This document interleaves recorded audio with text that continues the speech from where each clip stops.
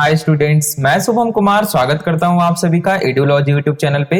Student, अपने target BCC lateral entry की इस सीरीज में हम लोग पढ़ रहे थे इंजीनियरिंग मैकेनिक्स में अपना 5th यूनिट जो कि है फोर्स सिस्टम। फोर्स सिस्टम में अभी तक हम लोगों ने पढ़ा कि भाई फोर्स क्या होता है। हमने देखा कि अगर कई सारे फोर्सेस हमें गिवन हो, अलग अलग डायरेक्शन में हो, अलग अलग एंगल पे हो, तो हम उनके रिजल्टेंट को फाइंड आउट कर सकते हैं बाय resolving all the forces along x axis and along the Y axis. फिर हमने देखा कि अगर हमें केवल दो ही फोर्स गिवन हो विद सम एंगल, तो हम बाय यूजिंग पैरेललोग्राम लॉ उसके रिजल्टेंट एंड उसके डायरेक्शन को फाइंड आउट कर सकते हैं। लेकिन स्टूडेंट, एक दूसरा भी लॉ है, ग्राफिकल मेथड जिसे कहा जाता है, जिसका नाम है पॉलीगन लॉ। ये लॉ स्टूडेंट काफी इंपॉर्टेंट है, बहुत सारे न्यूमेरिकल प्रॉब्लम इससे बेस्ड होंगे एग्जाम में और आपको ये मदद करेंगे। तो पॉलीगन लॉ है क्या भाई, आइए इसको समझ लेते हैं। यहां पे कहा गया है पॉलीगन लॉ में, मैंने यहां पे लिख रखा है स्टूडेंट कि if number of forces are acting on a body, अगर किसी भी बॉडी पे बहुत सारे फोर्सेस लग रहे हो, then they are joined by tail head rule, तब हम क्या करेंगे, उन सारे फोर्सेस को टिल हेड रूल से ज्वाइन करेंगे। अब टिल हेड रूल क्या कहता है, ये मैंने आपको पहले ही बता रखा है। टिल हेड रूल का मतलब है कि पहला फोर्स का जो हेड होगा उस पे हम दूसरे फोर्स का टेल रखेंगे, फिर दूसरा फोर्स का जो हेड होगा उस पे तीसरे फोर्स का टेल रखेंगे, और इस प्रकार से हम क्या रखेंगे, रखते रखते रखते रखते एक पॉलीगन बना लेंगे। So in such a way that the tail of each vector coincide with the head of another vector. अब देखिए, आपको हमेशा याद रखना है, अगर आप वेक्टर की बात करें, जैसे इस प्रकार से हम वेक्टर को रिप्रेजेंट करते हैं, ये तो आपको पता है।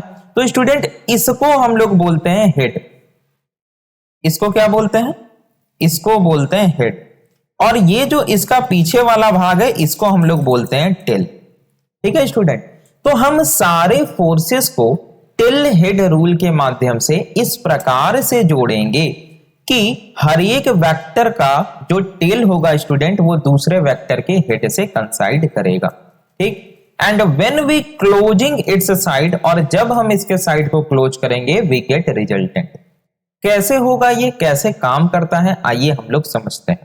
इसको समझने के लिए मैंने यहाँ पे एक एग्जांपल ले रखा है स्टूडेंट, आप देख सकते हैं यहाँ पे ये एक आपका बॉडी। ठीक है, कौन सा बॉडी है भाई, तो मैकेनिक्स में हम लोग मान के चलते हैं सारे बॉडी को रिजिड बॉडी, कि भाई उसके अंदर में कोई भी गैप नहीं है, डिफॉर्मेशन नहीं होगा, फोर्स लगेगा तो। चलिए, तो आप देख सकते हैं कि इस बॉडी पे अलग अलग डायरेक्शन से, अलग अलग मैग्नीट्यूड का और अलग अलग एंगल पे बहुत सारे फोर्सेस लग रहे हैं। जैसे पहला फोर्स 80 न्यूटन का एक्स एक्सिस, दूसरा फोर्स 60 न्यूटन का एक्स एक्सिस से 30 डिग्री का एंगल बना रहा है, तीसरा फोर्स जो 40 न्यूटन का लग रहा है वाई के डायरेक्शन में लग रहा है, चौथा फोर्स 55 न्यूटन का लग रहा है माइनस एक्स से 45 डिग्री का एंगल बना के, और पांचवा फोर्स 70 न्यूटन का लग रहा है माइनस एक्स के डायरेक्शन। तो अगर इस प्रकार से बहुत सारे फोर्सेस हमें गिवन हो, तो हमारे पास एक मेथड तो है कि हम इन सारे फोर्सेस को रिजॉल्व कर सकते हैं along the X axis and along the Y axis, और उसके बाद उसके रिजल्टेंट के मैग्नीट्यूड को और उसके डायरेक्शन को हम फाइंड आउट कर सकते हैं। दूसरा तरीका इस वीडियो में हमें सीखना है student, that is polygon law के बारे में। तो पॉलीगन लॉ ने क्या कहा कि हम क्या करेंगे, उन सारे फोर्सेस को टिल हेड रूल के माध्यम से रखेंगे। तो देखिए, जो सबसे पहला फोर्स है F1, ये कितने न्यूटन का है, 80 न्यूटन का है, F2 60 न्यूटन का है, F3 40 न्यूटन का है। अब आप मुझे ये बताइए कि फोर्स का किसी भी वेक्टर का मैग्नीट्यूड कौन बताता है, तो वेक्टर का लेंथ बताता है। तो यहां पे अब स्केल क्या लिया जाए, जैसे 80 न्यूटन है, 60 न्यूटन है, तो इसको लेंथ में कैसे लिया जाए, तो इसके लिए हम स्केल कुछ भी ले सकते हैं अपने सुविधा अनुसार। तो मान लिया जाए इस एग्जाम्पल के लिए, जो एग्जाम्पल हमने लिया है, इस एग्जाम्पल के लिए हम लोग स्केल रख लेते हैं। स्केल में मान लिया जाए जैसे 10-10 न्यूटन का रख लेते हैं, 10 न्यूटन बराबर 1 सेंटीमीटर। तो स्केल मान लिया जाए हम लोगों ने रख लिया कि हम लोग 10 न्यूटन को क्या बोलेंगे भाई, 1 सेंटीमीटर कंसीडर करके चलेंगे। ठीक, अब आपको क्या करना है कि देखिए, सबसे पहला फोर्स कौन है, 80 न्यूटन का, किसके डायरेक्शन में, एक्स के डायरेक्शन में। तब आपको 8 सेंटीमीटर का लाइन क्या करना है, ड्रॉ कर देना है। तो कुछ इस प्रकार से हम लोग क्या करेंगे, चलिए यहां पे क्या करेंगे, लेट से ये मैंने 8 सेंटीमीटर का लाइन ड्रॉ कर दिया, मान लिया जाए ये 8 सेंटीमीटर। ठीक है, F1 इक्वल्स 8 सेंटीमीटर। उसके बाद दूसरा फोर्स क्या है 60 न्यूटन का, और ये x के साथ में 30 डिग्री का एंगल बना रहा है। तो हमेशा याद रखना है टेल हेड रूल में क्या होता है, पहला फोर्स का जो हेड है उस पे दूसरा फोर्स का टेल रखेंगे, यानी कि ये जो F2 का टेल होगा ये F1 के हेड पे आएगा। तो इस F2 को हम उठाएंगे और क्या करेंगे 6 सेंटीमीटर, क्योंकि ये 60 न्यूटन का है तो कुछ 6 सेंटीमीटर का हम इस प्रकार से लेंगे। ठीक है, मान लिया जाए ये कितना है भाई, ये 6 सेंटीमीटर है, लेट से हम कंसीडर कर लेते हैं। तो ये हो गया आपका F2 इक्वल्स 6 सेंटीमीटर। ठीक, और यहां पे स्टूडेंट ये कितना एंगल बना रहा है x के साथ में, तो x के साथ में ये 30 डिग्री का एंगल बना रहा है। आपको जस्ट ऐसे करते हुए चले जाना है। अब तीसरा फोर्स है कौन, F3। F3 देखिए हॉरिजॉन्टली लग रहा है y की तरफ, पॉजिटिव y की तरफ, कितना न्यूटन है 40 न्यूटन। हमने स्केल माना 10 न्यूटन बराबर 1 सेंटीमीटर, तो 40 न्यूटन बराबर 4 सेंटीमीटर। तो हम क्या करेंगे अब 4 सेंटीमीटर का लाइन ड्रॉ करेंगे। तो मान लिया जाए ये हो गया हमारा 2 और 2 4, ये लेट से 4 सेंटीमीटर का लाइन हमने ड्रॉ कर दिया, एकदम बिल्कुल ये 90 डिग्री बना रहा है। तो ये हो गया हमारा क्या भाई F3 इक्वल्स 4 सेंटीमीटर। अब अगर आप यहाँ पे F4 को देखें तो F4 निगेटिव x यानी माइनस x के साथ 45 डिग्री का एंगल बना रहा है, और मैग्नीट्यूड कितना है तो 55 न्यूटन। अब 55 न्यूटन मैग्नीट्यूड मतलब 5.5 सेंटीमीटर का हम लाइन ड्रॉ करेंगे। तो स्टूडेंट हम क्या करेंगे कि ये जो निगेटिव x होगा इसके साथ में 45 डिग्री का एंगल बनाते हुए, इसके साथ में 45 डिग्री का एंगल बनाते हुए 5.5 सेंटीमीटर का कुछ इस प्रकार से ड्रॉ करेंगे। तो ये मान लेते हैं हम लोग F4 है हमारा, और ये आ गया हमारा 5.5 सेंटीमीटर। और ये कितना बना रहा है भाई निगेटिव x के साथ में एंगल, तो 45 डिग्री का। एकदम हूबहू आपको उठा के रखते चल जाना है, बस टेल हेड रूल आपको लगाना है। टेल हेड रूल क्या बोलता है कि भाई पहला फोर्स का जो हेड होगा उस पर दूसरा फोर्स का टेल रखेंगे, फिर दूसरा फोर्स का जो हेड होगा उस पर तीसरा फोर्स का टेल रखेंगे, फिर तीसरा फोर्स का जो हेड होगा उस पर चौथा फोर्स का टेल रखेंगे। इस प्रकार से आपको करते चले जाना है। तो यहां तक हमने कर लिया। अब F5 की अगर आप बात करें तो F5 देखिए 70 न्यूटन का है और निगेटिव x की डायरेक्शन में लग रहा है। तो हम इस हेड से क्या करेंगे 7 सेंटीमीटर का लाइन ड्रॉ करेंगे। कितना सेंटीमीटर का भाई 7 सेंटीमीटर का। तो लेट्स से कि ये हमारा कुछ 7 सेंटीमीटर है। ठीक है, हम मान लेते हैं कि ये कितना है F5 है इक्वल्स 7 सेंटीमीटर। तो ये क्या कहता है स्टूडेंट कि जब आपने ऐसा कर लिया, आपने जब टिल हेड रूल से रख दिया सारे फोर्सेस को, उसके बाद पढ़िए when we closing its side we get the resultant. अब देखिए ये क्या बन चुका है, अभी पॉलीगन नहीं बना है, लेकिन जैसे ही हम इसके साइड को क्लोज करेंगे, देखिए यहां तक हम लोग आए, हमने स्टार्ट कहां से किया था, हमारा स्टार्टिंग पॉइंट देखिए ये, हमने एंड कहां किया ये। तो जब हम इसको इससे यानी कि जो हमारा एंड पॉइंट है इसको स्टार्ट पॉइंट से मिलाएंगे तो हमें रिजल्टेंट मिलेगा। क्या मिलेगा, हमें रिजल्टेंट मिलेगा। तो हम क्या करेंगे स्टूडेंट, हम इसको यहां से यहां मिलाएंगे और ये होगा हमारा रिजल्टेंट। और जब आप इसको मापिएगा स्टूडेंट, मैंने अपने नोटबुक में अभी बनाया हुआ है, ये आपका काम है। आपको क्या करना है, एक सादा कागज लेना है और उस पे कुछ इस प्रकार से स्टूडेंट आपको क्या करना है, ड्रॉ करना है।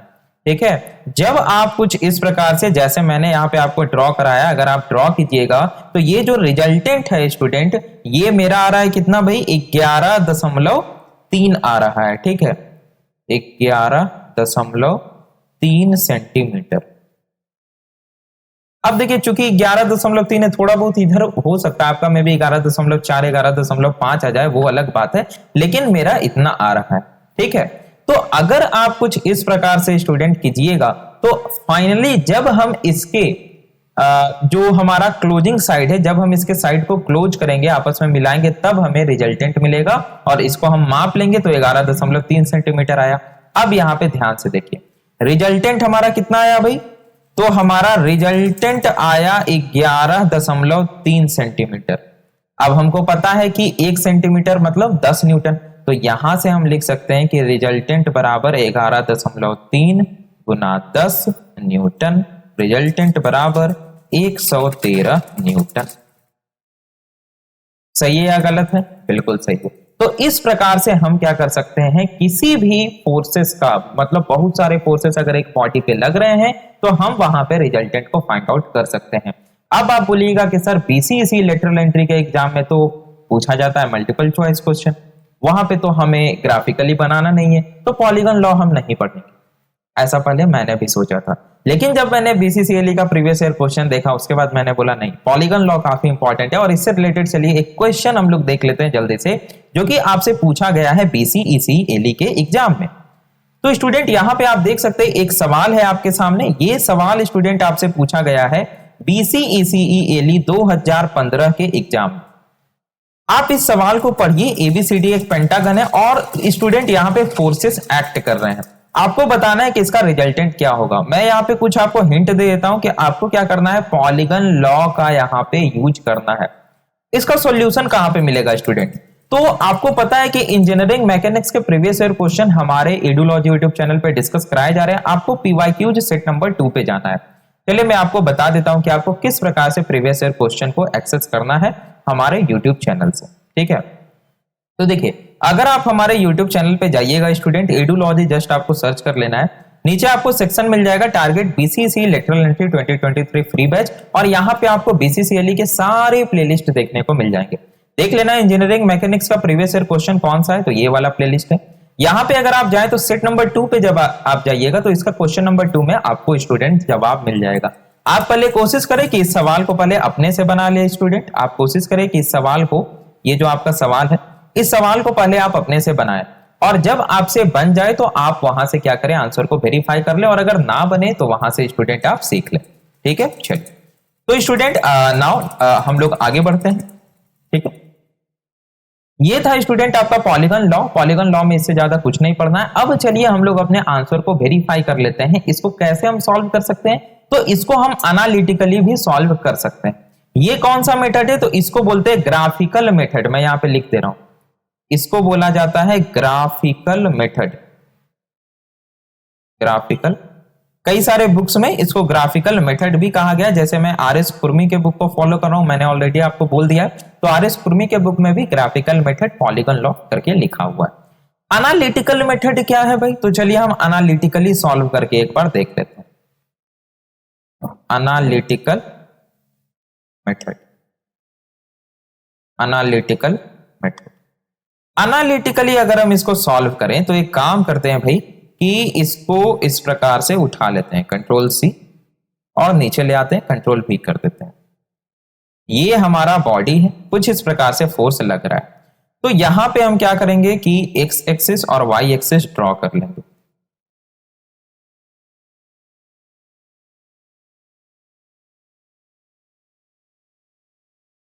वन सेकेंड,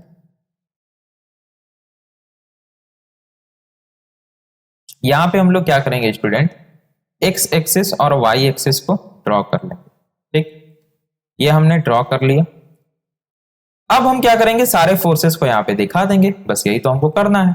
सबसे पहला फोर्स यहां पे आप देखिए स्टूडेंट कितना लग रहा है, 80 न्यूटन का लग रहा है इस तरफ। ये आपका लग रहा है फोर्स कितना, एक फोर्स लग रहा है 80 न्यूटन का, ठीक है। दूसरा फोर्स लग रहा है 30 डिग्री का बना रहा है भाई F2 60 न्यूटन, है ना। तो ये आपका स्टूडेंट 30 डिग्री का बनाते हुए लग रहा है 60 न्यूटन का, 30 डिग्री बना रहा है। उसके बाद ऊपर लग रहा है भाई 40 न्यूटन का, तो ये ऊपर लग रहा है कितना भाई, ये पूरा खराब हो गया।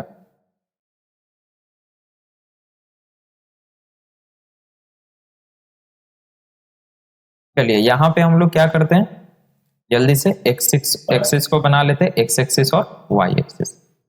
चलिए तो देखिए स्टूडेंट, अब हम यहाँ पे क्या करेंगे, फोर्सेस को रिजॉल्व करते हुए चलेंगे। सबसे पहला आप देखें तो जो F1 है ये 80 न्यूटन एक्स के अलॉन्ग ही लग रहा है, तो यहाँ पे इसको रिजॉल्व करने की जरूरत है नहीं। यहाँ पे हम डायरेक्टली लिख सकते हैं इस फोर्स को कितना भाई, तो इसको हम लिख सकते हैं 80 न्यूटन, 80 न्यूटन। दूसरा फोर्स 30 डिग्री का लग रहा है x के साथ में, तो x में जो कंपोनेंट आएगा वो आएगा क्या भाई, तो 60 cos 30।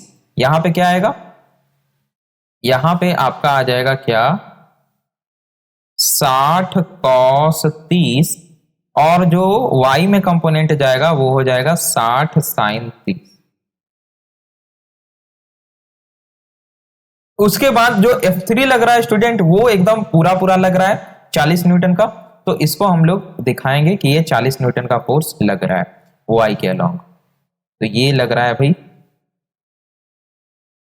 40 न्यूटन का फोर्स, ठीक है, तो इसको हम लोग बोलेंगे 40 न्यूटन। उसके बाद स्टूडेंट अगर आप F4 देखें तो ये 45 डिग्री का बना रहा है नेगेटिव एक्स के साथ, तो नेगेटिव एक्स में जो कंपोनेंट जाएगा वो हो जाएगा कितना, तो 55 cos 45। तो हम लोग बोलेंगे कि भाई इधर जो कंपोनेंट जाएगा वो हो जाएगा 55 cos 45, 55 cos 45, और जो y में जाएगा वो क्या हो जाएगा 55 sin 45। तो y में जो जाएगा वो हो जाएगा क्या भाई 55 sin 45। अब इस 70 न्यूटन की अगर आप बात करें तो 70 न्यूटन एकदम नेगेटिव एक्स की डायरेक्शन में लग रहा है, तो इसको हम लोग सीधा दिखा देंगे, इसको हम लोग सीधा बोलेंगे कि भाई इस प्रकार से एक फोर्स लग रहा है, ठीक है, और ये कितना है भाई, तो 55 कितना 70 न्यूटन। हमने क्या किया student, along the X axis, इसको आप बोल सकते हैं एक्स, इसको बोल दीजिए एक्स डैश, इसको बोल दीजिए वाई, और इसको बोल दीजिए वाई डैश। तो हमने along the X axis along the Y axis सारे फोर्सेस को रिजॉल्व कर लिया है। अब कुछ नहीं करना है, डायरेक्ट हम निकाल सकते हैं यहां से क्या भाई, हम बोलेंगे सिग्मा एफ एक्स। अगर हम मान के चले इसको पॉजिटिव और ऊपर वाले को पॉजिटिव, तो सिग्मा एफ एक्स क्या हो जाएगा 80 plus 60 cos 30 minus 70 minus 55 cos 45। चलिए इसको सॉल्व करके जल्दी से आप बताइए, अगर सिग्मा एफ वाई हम निकालें और ऊपर वाले को पॉजिटिव माने तो क्या हो जाएगा, सारे तो ऊपर ही हैं, तो ये हो जाएगा 40 प्लस 60 साइन 30 प्लस 55 साइन 45। कितना आएगा, सॉल्व करके बताइए आप लोग जल्दी से। तो अगर हम यहां से सिग्मा एफ एक्स कैलकुलेट करें तो 80 प्लस 60 cos 30, 60 cos 30 माइनस 70 और माइनस 55 cos 45 इक्वल्स अगर हम करें स्टूडेंट तो ये आता है 23.070 करके, तो इसको हम 23.07 न्यूटन कंसीडर कर सकते हैं, या आप चाहें तो 23 न्यूटन भी डायरेक्ट लिख सकते हैं। तो इसको हम 23 लेते हैं क्योंकि फिर स्क्वायर करने में झमेला हो जाएगा। देखिए आप अगर ज्यादा प्रिसीजन चाहें तो आप पॉइंट के बाद ज्यादा डेसिमल को लेके चलें, लेकिन हमें पता है कि मैकेनिक्स में थोड़ा बहुत इधर उधर हो तो उतना हम लोग एज्यूम करके चलते हैं। अगर हम सिग्मा एफ वाई को कैलकुलेट करें तो कितना हो जाएगा भाई 40 प्लस 60 साइन 30 1/2 प्लस में 55 साइन 45 1/√2। अगर इसको कीजिएगा तो ये आ जाता है 108.890। तो इसको हम लिख सकते हैं 109 न्यूटन या 108 न्यूटन, जो भी हो अपना हिसाब से आप लिख लें, 109 न्यूटन ले लेते हैं। मैं यहाँ पे स्टूडेंट लगभग अप्रॉक्स वैल्यू लेकर चल रहा हूं, अप्रॉक्स मान लेके चल रहा हूं, आपको भी इसी प्रकार से मैकेनिक्स में लेके चलना है, क्योंकि आपको पता है कि बीसीसीएलई के एग्जाम में स्टूडेंट कैलकुलेटर अलाउड नहीं, और जब कैलकुलेटर अलाउड नहीं है तो आपको वहां पे अप्रॉक्स वैल्यू लेकर चलना होगा, तभी आप सवाल को सॉल्व कर पाइएगा। चलिए तो क्या हो जाएगा स्टूडेंट हमारा आंसर, एफ एक्स का स्क्वायर डेट इज 23 का स्क्वायर प्लस में 109 का स्क्वायर, और अगर आप यहां से निकाल ले रिजल्टेंट तो क्या आ जाएगा √23 का स्क्वायर प्लस में यहां पे 109 का स्क्वायर। ये क्या हो गया 100 √23 का स्क्वायर प्लस 109 का स्क्वायर। अगर हम इसको बराबर करें तो ये आता है 111.4001, तो इसको हम लिख सकते हैं 111.4 आ रहा है, कितना आ रहा है 111.400, तो 40 न्यूटन। ये स्टूडेंट हमारा क्या आया, रिजल्टेंट का वैल्यू आया। अगर हमने एनालिटिकली सॉल्व किया तो 111.40 न्यूटन आया। जब हमने स्टूडेंट इसको ग्राफिकली सॉल्व किया तो ये 113 न्यूटन आया। आप बोलिएगा सर ये 2 न्यूटन वेरी कर गया। तो देखिए 2 न्यूटन वेरी इसीलिए किया क्योंकि मैंने यहां पे स्केल बहुत ही छोटा लिया, 10 न्यूटन को मैंने मात्र 1 सेंटीमीटर माना। अब आप ये समझ लीजिए कि अगर 0.1 सेंटीमीटर भी हमसे कॉपी में अगर थोड़ा सा बढ़ गया होगा तो 1 न्यूटन बढ़ गया। तो भाई हम भी तो इंसान हैं, हम जब स्केल से खींच रहे थे यहाँ पे तो हो सके 0.3 सेंटीमीटर कहीं इधर उधर मिला के बढ़ गया होगा, तो यहाँ पे 2 न्यूटन बढ़ गया, बात खत्म। 0.2 सेंटीमीटर बढ़ गया होगा तो यहाँ पे 2 न्यूटन बढ़ गया।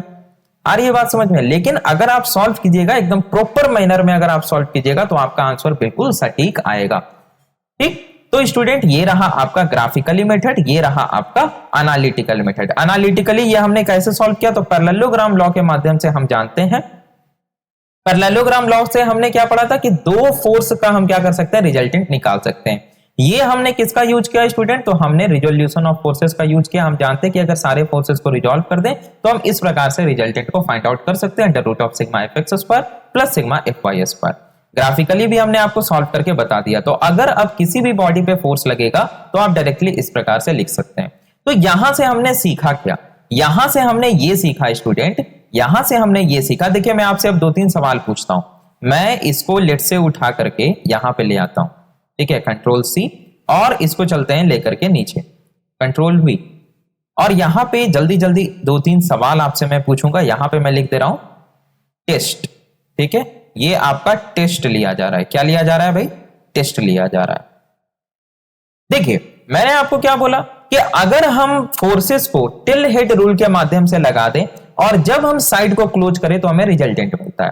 तो आप मुझे एक बात बताइए कि अगर मान लिया जाए, अगर मान लिया जाए हम इस रिजल्टेंट की बात करें तो ये रिजल्टेंट जो है मेरा, ये रिजल्टेंट क्या है, ये जो मेरा रिजल्टेंट वेक्टर है ये बराबर है, अगर हम इसको यहां पे बोले तो ये बराबर है किसके भाई, तो F1 vector plus F2 vector plus F3 vector plus F4 vector plus F5 vector, है या नहीं है? क्योंकि आप अगर देखें तो F1, F2, F3, F4 और F5, उसके बाद हमने क्या किया, रिजल्टेंट को मिलाया। तो ये resultant vector is equals F1 vector plus F2 vector plus F3 vector plus F4 vector plus F5 vector.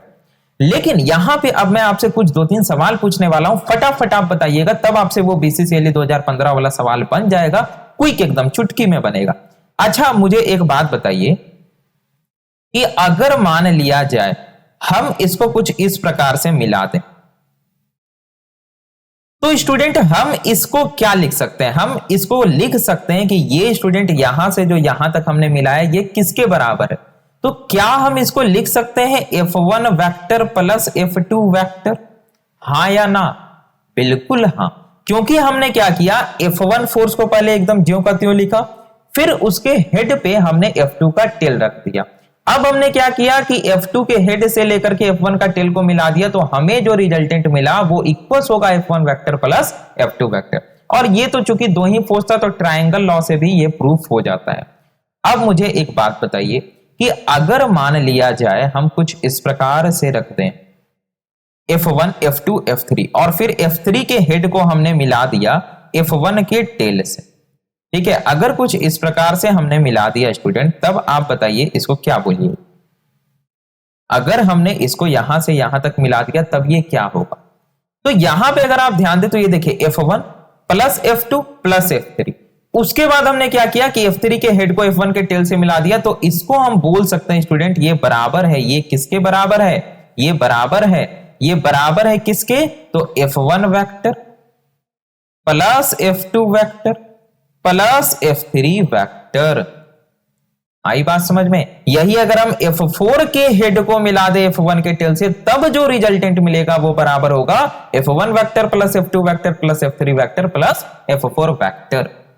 आ गई बात समझ में? तो पॉलीगन लॉ का यूज यहीं पर तो होता है। जब आप डायग्राम बनाइएगा, पॉलीगन बनाइएगा, तो वहां से आप क्या कर सकते हैं, सिंप्लीफाई कर सकते हैं। अब जैसे मान लिया जाए वो ऐसा पॉलीगन मिल गया जहां पे आपको क्या करना हो, जहां पे आपको कुछ इस प्रकार का सिचुएशन हो कि आपको करना हो क्या, लेट्स से ये हो A B C D E F, ठीक है, और आपको क्या करना हो, let say A B plus B C plus C D plus D A, कुछ अगर आपको मान लिया जाए इस प्रकार से करना हो, तो यहां से हम सीधा क्या लिख सकते हैं, हम बोलेंगे कि a B plus B C plus C d, तो a B plus B C plus C d ये बराबर है किसके, डी ए।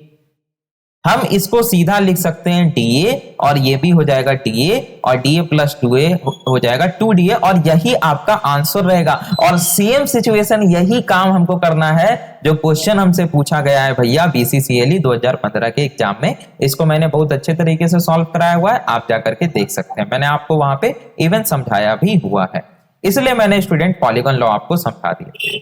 तो आई होप आपको पॉलीगन लॉ समझ में आ गया होगा। और अब अगर इससे रिलेटेड कोई क्वेश्चन दे दिया जाए तब आपको कहीं कोई समस्या नहीं होगी। तो यहां पे आपका 5th unit force system and होता है। अब अगले नेक्स्ट यूनिट से हम लोग पढ़ेंगे इक्विलिब्रियम ऑफ फोर्सेस। हम कब बोलेंगे कि कोई बॉडी इक्विलिब्रियम के कंडीशन में है, इक्विलिब्रियम के कौन कौन से कंडीशन होते हैं, 3 कंडीशन होता है। वहां पे इंट्रोडक्शन में सबसे पहले हम जान लेंगे लोड के वेरियस टाइप्स के बारे में, बीम और सपोर्ट के बारे में, क्योंकि ये बहुत ही आवश्यक है स्टूडेंट। अगर आप नहीं जानिएगा अलग डिफरेंट टाइप्स के लोड, डिफरेंट टाइप्स के सपोर्ट होते हैं, तो भाई आप रिएक्शन कैसे दीजिएगा। अब जैसे हम हिंज्ड सपोर्ट की बात कर ले और रोलर सपोर्ट की बात कर ले, तो दोनों अलग अलग रिएक्शन देते हैं। तो वहां पे आपको पता करना पड़ेगा कि कौन सा सपोर्ट हॉरिजॉन्टल रिएक्शन देगा कि नहीं, वर्टिकल रिएक्शन देगा कि नहीं, तो वहां पे ये जानना बहुत आवश्यक है। तो पहले हम ये समझ लेंगे। अगर मैं समरी आपको बताऊं कि अभी तक हमने क्या क्या पढ़ा है इस इंजीनियरिंग मैकेनिक्स के कोर्स में, पहला यूनिट हमने पढ़ा इंट्रोडक्शन, फिर दूसरा यूनिट हमने पढ़ा वेक्टर, उसके बाद तीसरा यूनिट हमने स्टार्ट किया क्या, काइनेमैटिक्स। काइनेमैटिक्स हमने बहुत ही डिटेल में पढ़ा। 4th यूनिट हमने क्या पढ़ा भाई, न्यूटन्स लॉ ऑफ मोशन, बहुत ही इंपॉर्टेंट है। अगर आपने काइनेमैटिक्स नहीं पढ़ा, न्यूटन्स लॉ ऑफ मोशन के सवाल नहीं बनेंगे। और अगर न्यूटन्स लॉ ऑफ मोशन आपने नहीं पढ़ा तो फ्रिक्शन का सवाल नहीं हिलेगा, और फ्रिक्शन से बीसीसीएलई में 5 से 6 क्वेश्चन पूछा जाता है। और फ्रिक्शन आपने बना लिया, केवल 5 से 6 सवाल बना के आइएगा, आपका 500 के अंदर में रैंक रहेगा। बाकी मैथ्स अपना है नहीं। आ रही है बात समझ में।